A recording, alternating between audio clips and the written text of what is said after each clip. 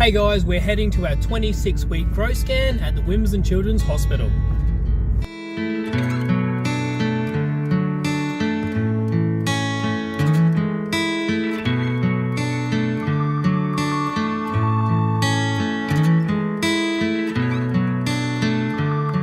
So my name's Charles, this is Ellen. Hi guys. We have a 1-year-old daughter and Ellen is 26 weeks pregnant with our twins.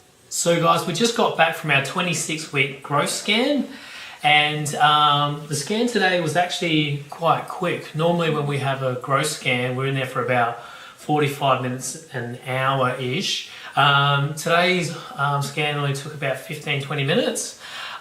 They still looked over the normal stuff that they've looked over in the past 24 and 22 weeks.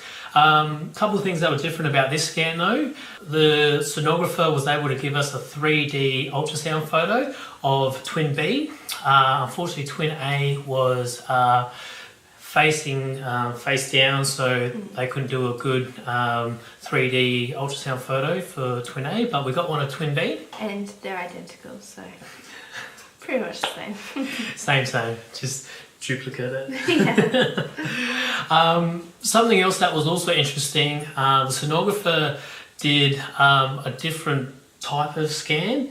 Normally they just put it in one spot and they take a photo of what's on the screen. With this one here, he did like a kind of panoramic shot where he started on one end of Ellen's belly and then moved the ultrasound wand over and was able to get a full ultrasound of the amniotic sac.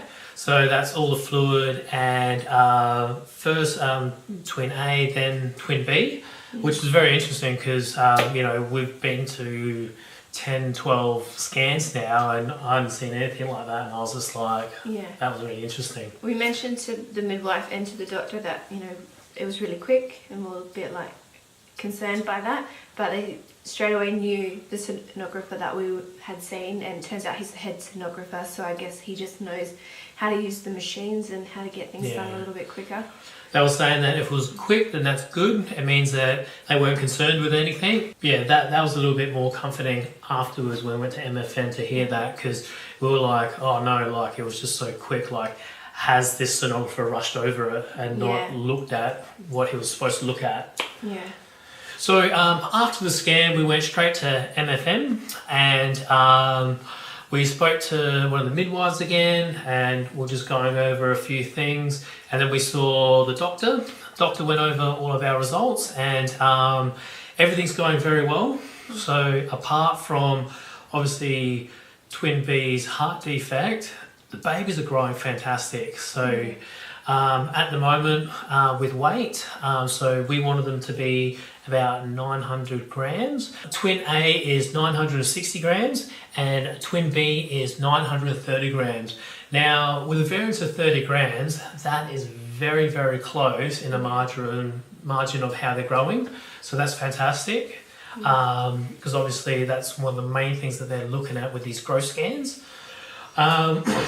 We also had a couple of questions for the doctor, and one of them was if we go full term, how long in advance could they tell us when we'd have our induction date? And because we're feeling very confident about this pregnancy and we reckon we will go full term 36 weeks. So she said that, you know, they'll start looking at that from a month before. Yeah, she said that they could book it now, but that they don't want it to get lost or there'll be issues. So I think from 32 weeks we should know the date of induction. But she did also say that at 32 weeks things changed because the uterus of a twin pregnancy at 32 weeks is bigger than that of a singleton pregnancy at full term. Yeah. So it's highly likely that I'll just go naturally, like the babies will just run out of room and labour will start. So your body will know that it can't stretch anymore. Yeah.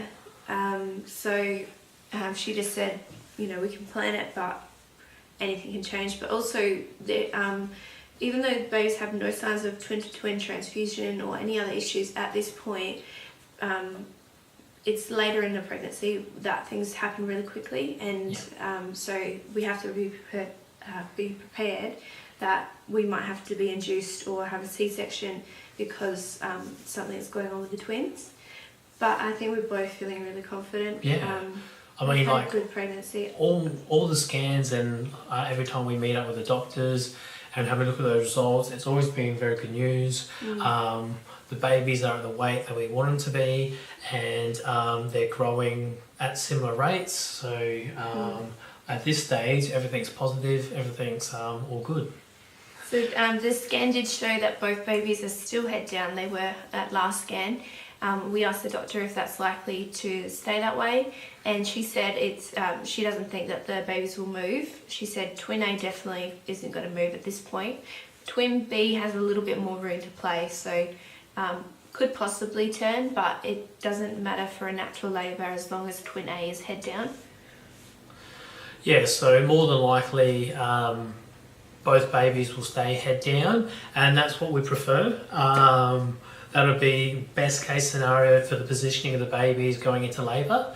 So like we said in the previous video, Ellen can have a natural birth because she's had a successful natural birth before, and if twin A is head down, it doesn't matter if twin B is breech or head down, that's still a go. It's only if the babies are sitting transverse, where they'll have to intervene with a C-section. But so with twin A, we'll get delivered, and then they can manoeuvre twin B into the right position with an internal, which is wonderful. Not really. And that's why they're going to give you the epidural. So you'll have it in, and if you need it, they can use it. Yes, that's right. So it's to make things more comfortable for you when twin B comes. Yeah. Alright guys, now we're going to have a look at some updates. So first off, we'll have a look at Ellen's baby bump.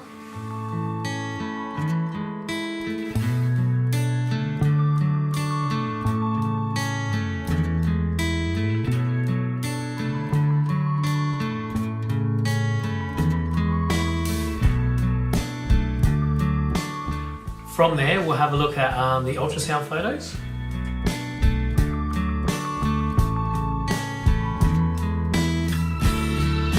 Yes, that is the cutest little baby rose.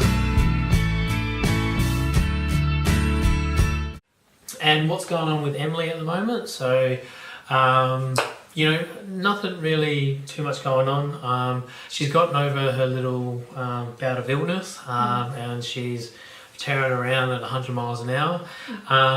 Something that I did want to say though, like, I don't know if we mentioned on the videos before, but she's obsessed with hats and shoes. And today, for instance, I've just put her down for a sleep, and last hour or so, and she refused to go to bed without a hat on. So the whole time I was rocking her, getting her to sleep and putting her down in her cot, and she's got a hat on. And similar things have happened in the past where she doesn't want to go to sleep without her shoes on. So you can imagine she's in a sleeping bag and she's got her shoes on, because otherwise she'll start kicking and screaming, throwing a tantrum.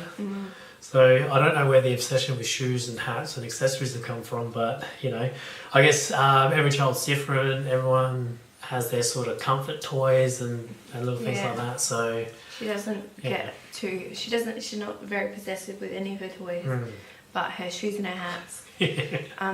And she's really into Toy Story at the moment, which is a welcome relief from the Wiggles. But we're watching Toy Story 1, 2 and 3 nearly every day. But she points out the hat the whole time. Hat.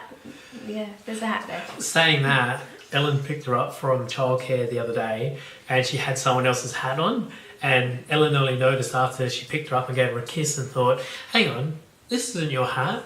And then went to speak to one of the daycare workers, and they said, yeah, she started grabbing everyone's hats and we couldn't get that one off of her, so she just held on to it for the rest of the day. She had her hats and she was happy to put her hat on, but... Alright guys, I reckon we'll call today's vlog there.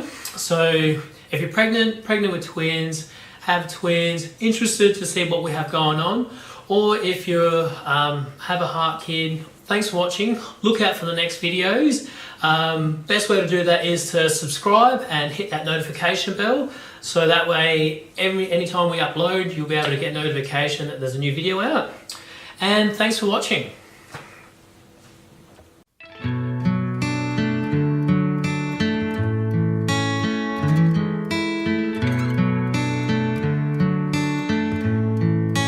Hi guys. If you understand. I was just kidding.